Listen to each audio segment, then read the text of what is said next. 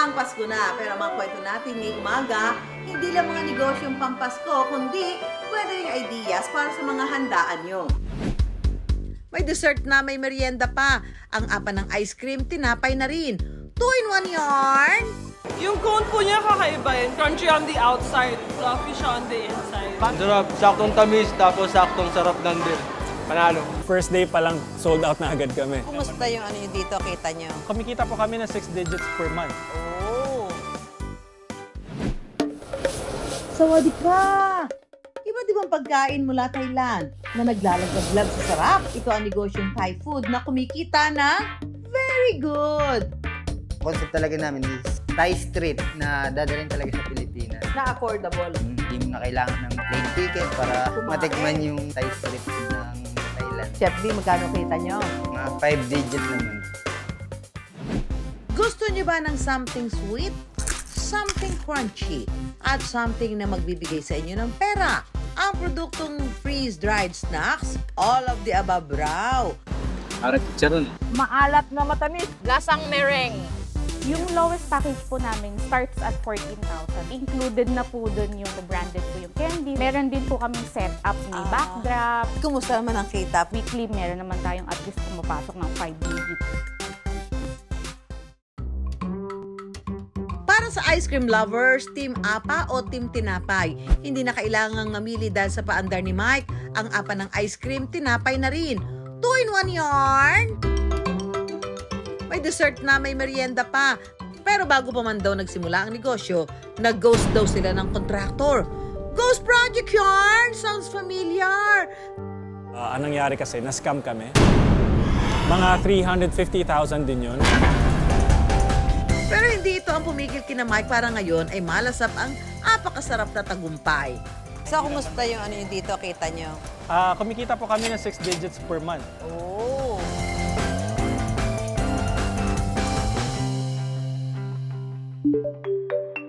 Ice cream na may apang nakabubusog, yan ang paandar ng negosyanteng si Mike at fiancé na si Ann.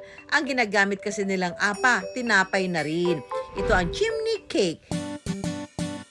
Isang pastry na sikat sa Europe. Nagsimula ito sa bansang Hungary. Yun yung common pastry nila, parang sa atin yung version natin is pandesal, pero sa kanila is chimney cake. Tinawag itong chimney cake dahil sa inilalabas na usok tuwing tinatanggal sa wooden barrel na parang isang chimney. Over the years, nag-innovate yung chimney cake concept kasi pastry lang siya talaga originally. So, ginawa siyang cone shape. Kaya doon namin talaga nakuha yung inspiration kung bakit namin ginawang cone shape yung pastry tapos nilagyan namin ng ice cream. Nadiscover nila ang chimney cake na minsang nakakita ng oven na ginagamit sa paggawa nito.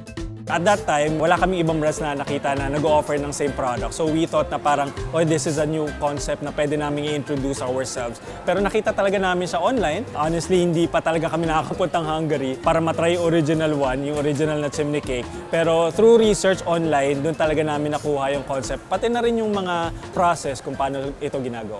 Nako mga kanegosyo, kasama ko si Mike at tuturuan niya tayong gumawa ng chimney cone. Ito po yung dough po na ginagamit natin to create chimney cone. Okay. Ito po ay... So pinahaba muna? Yes po, papahabain lang po natin. No? This is 60 grams, tapos papahabain lang po natin siya to Ninipisan 21 pa? centimeters. Yes po. So ninipisan mo pa? Gagawin po natin ay ilalagay po natin to sa wooden barrel. Ito po, hawakan niyo po. So ang gagawin po natin, ito pong barrel po na to ay ipapalibot lang po natin yung dough. Simulan po natin dito sa tip. Okay, dito. Yes po. Tapos? Tapos papaikutin lang po natin siyang ganyan. Dapat ba na magkadikit? Yes po, para kahit papano walang... Kasi po ito lalagyan po natin ng ice cream later. Yun ang mahirap dito. Yan Ito po yung talaga yung mahirap. Kasi nga, kailangan mapaikot mo siya Yes. nang walang space. Yes po. Taran! Taran! So pwede po nating i-roll pa ng ganito po. Ganon. Yes po. Para yung mga space po na Ma-close. kailangan mawala, ma-close po, yes. Yes, ayun. Yes, ayun. So, ito na, Mike. Tapos na tayo Yes po, ilalagay na po natin ito sa oven. sa oven. Matapos ang ilang minuto, So, ganito na itsura niya pag naluto. Soft siya, pero syempre, bango. Luto. May butas. Kapag luto na ang dough, lalagyan na ng ice cream. Ayun! Wow! Ang galing! May kasamang nervyos yun. Saka lalagyan ng sauce at toppings. Dala na. Wala po yan. Yan na, ang chimney cone. So, alin ang naiba. Para sa ice cream lovers, Team Apa o Team Tinapay, hindi na kailangang mamili dahil sa paandar ni Mike, ang apa ng ice cream, tinapay na rin. 2-in-1 yarn! Mabibili ang chimney cone na may ice cream mula 120 hanggang 195 pesos. Meron ding chimney smash kung saan pinapalapad ang tinapay at nilalagyan ng whipped cream at iba't ibang toppings sa halagang 120 hanggang 140 pesos. Pwede rin bumili ng chimney cake o yung pastry lang na nilalagyan ng iba't ibang coating sa halagang 65 pesos kada piraso. Kasi nga, ayun, hindi man siya masyado matamis. So, pwede mo siya palamanan ng ice cream. Ayan, no? Dessert mo na. Kain na na. Ice cream lover po talaga ako. So, para sa akin po is sobrang sarap po niya kung titignan po natin sa itsura pa lang. Yung cone po niya kakaiba in fairness. Crunchy on the outside, fluffy siya on the inside. So, it's good. Unique yung ano niya. Yung style niya, bread siya, hindi siya tulad nung sako na parang biscuit. So yung ice cream at saka yung tinapay, nagtutugma. Ang sarap, saktong tamis, tapos saktong sarap ng din. Panalo. Ang bago produktong ito, muntik nang hindi matikman ng mga Pinoy. Hindi ba man kasi nakakasimula sina Mike, hindi na naging matamis ang kanilang pinagdaanan. We thought na magtipid na lang kami sa ibang areas, no? So, iisip namin, magtipid na lang kami sa construction ng store namin. So, naghanap kami ng pwedeng murang contractor. Turned out na yung contractor na yon was a scammer. So, nagawa na nila partially yung store namin sa Makati. However, hindi nila tinapos kasi nga itinakbo na nila yung pera. Mga 350,000 din yun na igastos namin sa kanila. Pero hindi pa pala natapos ang mga apakasakit na pangyayari sa kanilang negosyo. At that time, sabi namin, sige, subok kami ulit. So, naghanap kami ng ibang contractor and then sabi namin, natuto na tayo sa una, no? Kasi nung una, walang mga documents na pinakita. So, naghanap kami ng mga documents dito sa bagong supplier. Naghanap din kami ng mga lisensya and all that. Nakapagbigay naman. However, itong second contractor turned out to be another scammer ulit. Nasa 350,000 pesos daw ang nawala sa kanila sa pangalawang pagkakataon. So at that time, actually, gusto na rin talaga namin mag-give up. Para ayaw na namin ituloy kasi sobrang laki na rin talaga yung perang nawala sa amin. Yung capital namin, actually, talaga naubos na dahil lang sa mga scams na nangyayari. Pero isang pinto ang biglang bumukas. Wala pa mang sariling pwesto, inalok sila ng isang mall ng pop-up space. Actually, first day pa lang sold out na agad kami. So we were really very interested in the product kasi nga bago and also visually appealing din naman talaga yung product namin. Almost every day we were selling out. Kaya nga instead na 2 weeks lang talaga yung contract namin doon, in-extend kami kahit papano kasi nga ang dami rin talagang naghahanap sa product namin. Noon nila nakita ang demand sa kanilang produkto, kaya sa halip na sumuko na lang, inilaban nila ito. Ika nga, 3rd time's a charm. Dahil sa pangatlong subok, sa wakas, ay nakahanap na sila ng tamang kontraktor para sa inaasam-asam na pwesto. Siguro yung delay was because hindi pa talaga kami ready. Feeling namin ready na kami pero hindi pa talaga kami ready. So we were able to find the right suppliers at the right time kasi nga dinelay ni Lord. Yun nga lang, ang dami naming nawalang pera pero I think it was really part of God's plan. Mabuti na lang at hindi sila sumuko dahil may apakasarap na tagumpay palang naghihintay sa kanila. Nakaka 6 digits naman kami every month, no? And then we can siguro sell 500 plus cones in a month. Pag medyo maganda naman yung benta, siguro in 2 weeks we can sell up to more than 500 cones. Meron na rin silang 5 empleyado. Bukas na rin sila sa mga gustong mag-franchise ng negosyo. Dahil sa mga pinagdaanan nila, may payo si Mike sa mga gusto ring magnegosyo. Siguro kung mura, tapos yung value na kinocommit nilang ibigay sa'yo, is ganun kataas, siguro kailangan natin pag-aralan pa, no? Or if it's too good to be true, kailangan talaga gawin natin yung part natin. Do our due diligence, ika nga. Sa pagpili ng ininegosyo kapag may naisip na bago, laban lang at huwag biglang susuko kapag may humarang na problema. Sabi nga, di ba, ang umaayaw ay di kailanman nagwawagi.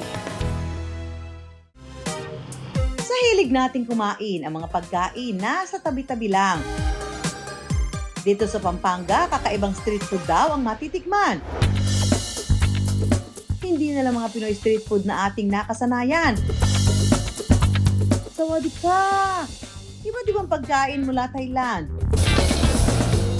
na naglalagablab sa sarap? Pwede nang pagpiestahan sa tabing kalsada lang. Ito ang negosyong Thai food na kumikita na very good! Sawadee ka! Mga kanegosyo, aray ma! Pad Thai! Pad Thai!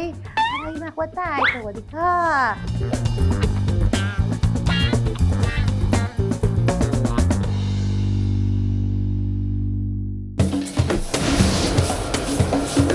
Oh, walang sunog ha? Sadyang pasiklab lang talaga ang mga cook dito sa Pampanga. Sadya raw talagang pinapaapoy para takaw atensyon. We offered it kasi nang hindi lang basta Thai food. May paapoy. Alam mo yan, there's a showmanship. Sa pagluluto ng Thai food, kailangang high heat ang lutuan. Napapabilis daw nito ang pagluluto. Ang apoy at usok, mas nakadaragdag din daw ito ng smoky flavor at kakaibang sarap sa bawat putahe. Pasiklab!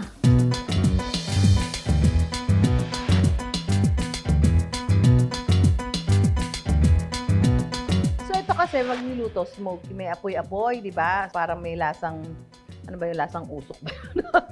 Smoky flavor. Smoke. Eh, ay, naku, mahilig tayo sa mga ganun, di ba? Lasang-lasa mo yung mga nilagay mo dito mga Mga sauces. spices, no? Spices. Ang magpartner sa negosyo at totoong buhay na si Gilbert at Sol, dinala ang mga pagkain Thai o mula Thailand sa Pampanga. Yung concept ng Thai Dayusoy is inspired nung Thai street food. 2 taon daw silang nanatili sa Thailand at nakahiligan ang mga pagkain doon. Pag sinabi mong Thai food, sobrang dami ng aroma, spices, mayaman, masyadong mayaman. Pero at the same time, kahit sa dami ng spices niya, ang mura niya. Resort manager noon si Sol sa Thailand, samantalang si Gilbert, cook sa isang Thai restaurant. Kinuha siya as head chef. Sila nagturo sa kanya how to do the pad thai. Hindi lang basta luto, pati yung mga base ng pagkain. So lahat ng Thai food, doon niya na-master.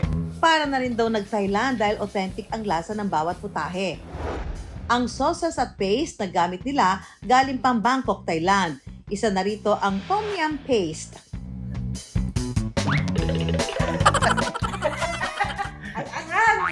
Pero maasim. Opo. Kasi sa tom yum, ginagamit siya, parang sinigang siya talaga sa Pilipino. Maasim na may konting alat pero ang sarap. Pero nananaig yung asim sa kanya, no? Ang paste na ito ang nagpapasarap daw sa Tom Yum. Ito ang popular na sabaw ng Thailand. Pinaniniwala ang nagmula pa ang recipe mula sa isang kaharian sa Thailand noong 14th century. Matikman nga yan.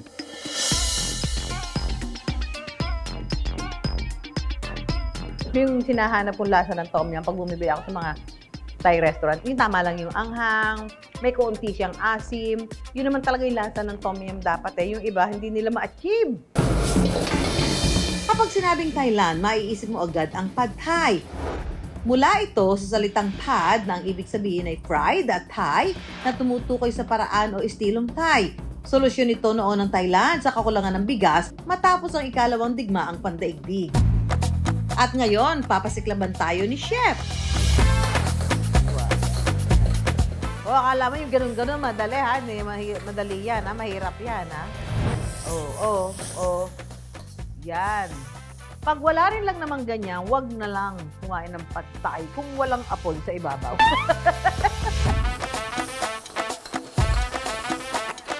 Dapat appetizing pa rin daw kahit street food style ang pad thai ni Chef.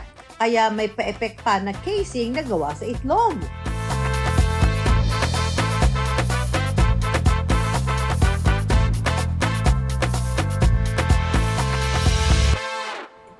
spider web. Ito po ay egg. Eggnet. Para pag tinino mo, ay, mahal yan. Pero hindi. Ayan, masuk-usok pa.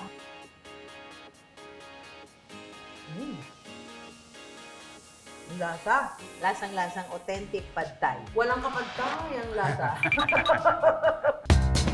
Sa sarap at kalidad daw ng kanilang mga pagkain, siniguro pa rin nilang abot kaya ito ng masa.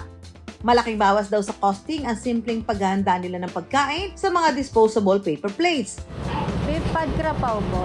Pagdating sa lasa, nagkaroon lang ng konting adjustment sina chef. Ang Filipino palate more on sweet.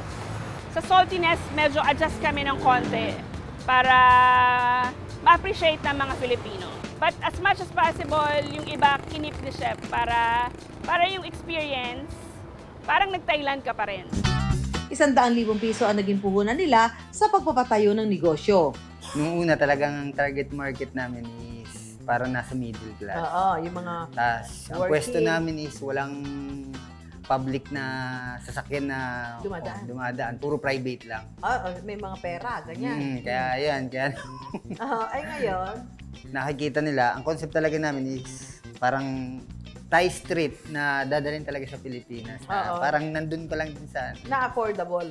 na hindi mo na kailangan ng plane ticket para Kumain. matikman yung Oo at nga. ma-experience yung Thai street food ng Thailand. Ang pwestong nagsimula lang sa tabing kalsada, ngayon ay nanganak na ng mas malaking branch sa Pampanga. Chef B, magkano kita nyo? Mga 5-digit naman. Maganda naman kung umayos-ayos na. Saka isang pruweba naman dyan, na talagang tinatangkilik it, okay na kung nakapag-branch ka na eh. Ang pagkain basta masarap at swak sa ating panlasa, kahit galing pa yan sa ibang bansa, nauunawaan agad natin. Busog na, kumikita pa.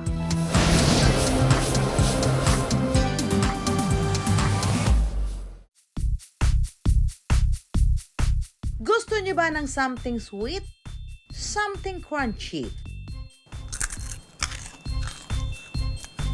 At something na magbibigay sa inyo ng pera? Ang produktong freeze-dried snacks?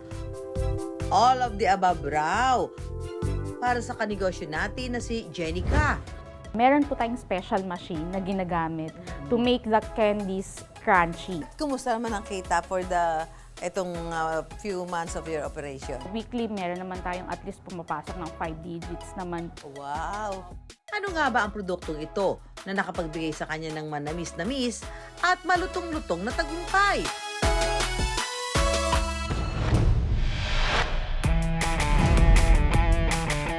Paano kung magbagong bihis ang chocolate bars, marshmallows, gummies at iba't iba pang candy? Makikilala pa kaya ang mga ito? Para chicharon. Ito, meron siyang nuts, raisins. Ay, maalat na matamis. Lasang meringue. Merengue. Crispy meringue. Ang tawag sa sweet treats na yan, freeze-dried snacks. Para magawa ito, kailangan pa ng espesyal na makina. Sa prosesong tinatawag na freeze-drying, tinatanggal nito ang moisture sa isang bagay gamit ang malamig na temperatura hanggang maging malutong na ito. Nilalagay muna ang candy sa tray ng hiwa-hiwalay. Hindi po natin pinupuno yung trays ng ating special machine kasi minimake sure po natin na yung mga candies natin will have the space po to breathe and to pop. Iniiwasan natin yung magkadikit-dikit yung mga candies.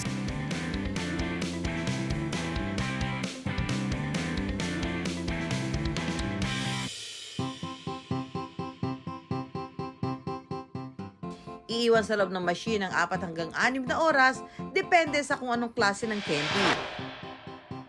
Tikman na nga natin yan. ASMR style.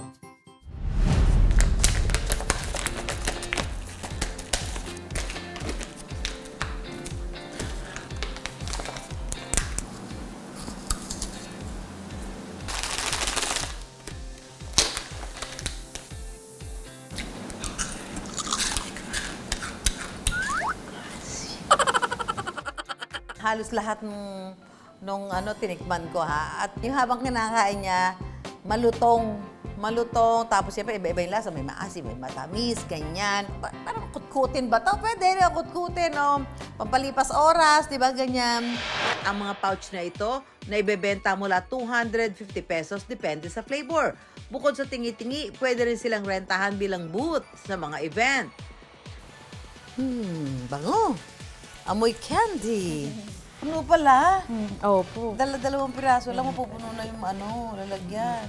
Create your own cup. May enjoy talaga to ng mga kids, no? Parang silang nag-art dito eh. Parang ganyan, pupunuin mo tong cup na to. Depende kung ano yung flavor na mas gusto mo. And then, you combine colors. May iba't ibang package sila para sa booth rentals.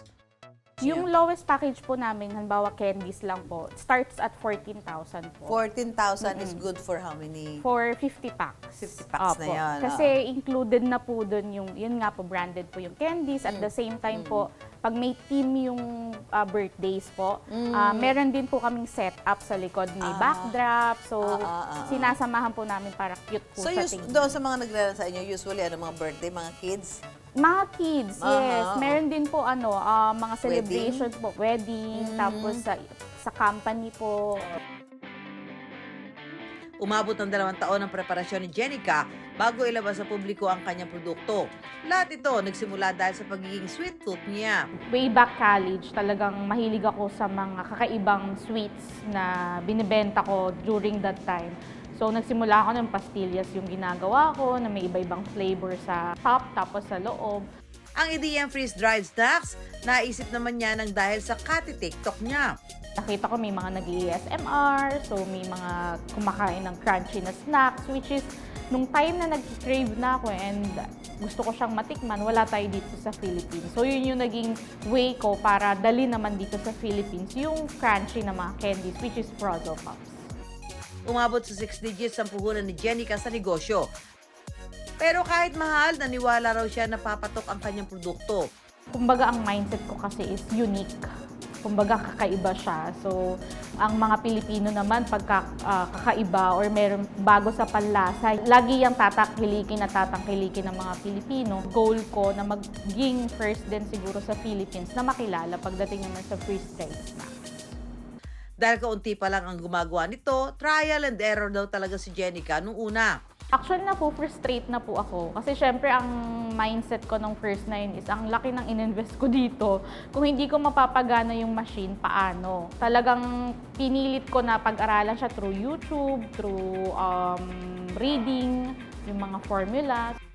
Nakakukuha naman ng matamis na suporta si Jenica mula sa kanyang pamilya. Nung time na nag-i-start po ako, yung machine ko talagang nasa bahay lang.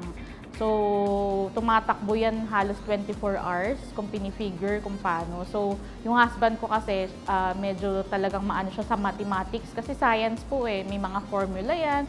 So, nag-eksperimento talaga kami ng formula. So, minsan pinapupunta ko pa yung uncle ko para lang i-troubleshoot yung mga problem nung machine. Ang kanyang pamilya rin ang unang sumubok ng kanyang produkto.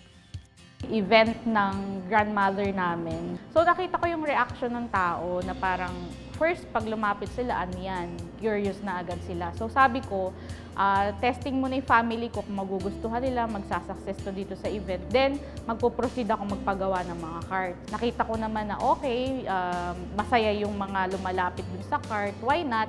Ituloy-tuloy ko na as an event cart naman. Mula nang i-launch ni Jenica ang kanilang carts nitong taon, hindi na raw sila nawala ng bookings kada linggo. Nakapag-rent na ako ng sarili ko. So, syempre parang, kumbaga, pinaiikot mo din yung puhunan mo, yung kita mo. Tapos, siguro nakapag-stock na din ako ng mas maraming products. Tapos ngayon, planning din na bumili pa ng isa pa ulit machine. Ang malulutong na candy, bunga ng matibay na tiwala ni Jenica sa kanyang pangarap. Kung mag-start kayo ng business, i-make sure nyo na ready yung kalooban nyo. Kasi pag nag-start tayo ng business, it's either umunlad yan or hindi talaga para sa'yo. So, kailangan ready ka on both negative or positive. At the same time, dapat passion mo yan. Kaya kung may ninanais na negosyo, bold or sweet man yan, ang importante, buo ang konsepto at huwag maging marupok sa mga pagsubok.